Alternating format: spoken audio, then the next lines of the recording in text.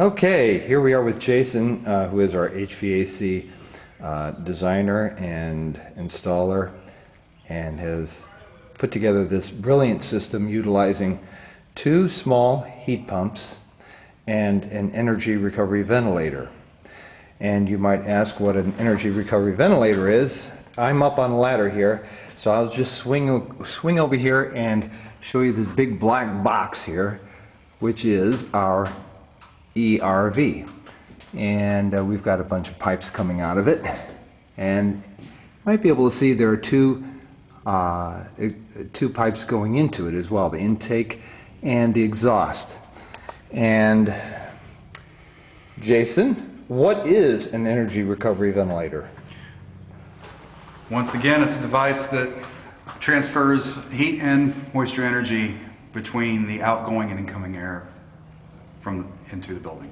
Okay, so in this box we exchange heat and moisture energy and recovering the heat wherever it is and moisture and bringing it into the interior of the house. So if it's 0 degrees outside and that air is very dry, I assume that what we're doing is we're recovering the heat from the interior air and also the humidity.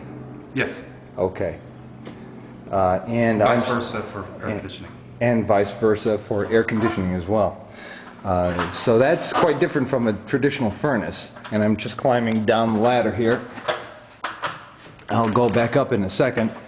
But here's the rest of our. Here is one big plenum for one of the heat pumps, and here is the other plenum for the other heat pump. And let's just go back up here and get a nice clear shot. Some of this very nice ductwork, and I can see that we have a duct coming out of the ERV, swinging up here and going all the way to. That's your bathroom. To a bathroom. Okay. That's removing stale air from the bathroom so, continuously. Okay. You have the option of boosting the airflow from the bathrooms from a timer on the bathroom wall. Okay, as well as through here, all this framing, it's very difficult to see, impossible probably, but we do have a duct going to a passive dryer closet, which is drawing air through a closet to dry our clothes instead of using a typical dryer. So here from the ground level we can see our ERV right here and the ducts, the plenums for our heat pumps. So how big are these heat pumps anyway? 1 ton. 1 ton for... 1 ton for cooling, slightly larger for heating. I believe they're around 13,000 BTU. There it is. For heating at 47 degrees. Okay. Okay. So so for cooling we have what, about 12,000 BTU? 12,000 BTU. The house has been audited at around 11,000 BTU load. Okay, very importantly then, we haven't oversized or undersized our heating and cooling system, which is a typical mistake. That's correct. Even though we have 2 systems that are 1 ton each, they're inverter driven, so they're able to modulate their capacity to meet the load. So they don't have to be 1 ton. They can be as small as they need to be. Okay, so in other words, they're intelligent enough to adjust to whatever the conditions are at any time. Yes, that's correct. The compressors are capable of modulating their capacity. Well, that's very cool. So we don't have a traditional furnace. Instead, we have 2 heat pumps, and there's one over here. Handler. This is the air handler over here. Okay.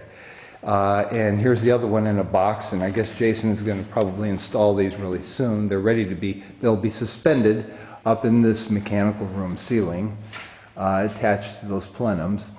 And we've got our energy recovery ventilation system, and just kind of swoop by it there.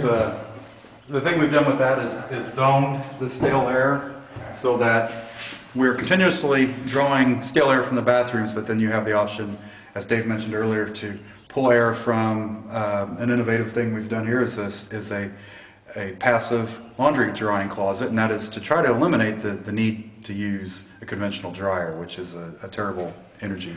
Well, let's just take a look at that real quick here. I'll just go through this way, and we're actually looking at through the wall here, and here's our header for the door. This is the inside which will become the dryer closet, and there is an exhaust, the pipe which goes all the way back to the ERV, and we activate it with a switch, Timer switch on the timer wall. switch right there.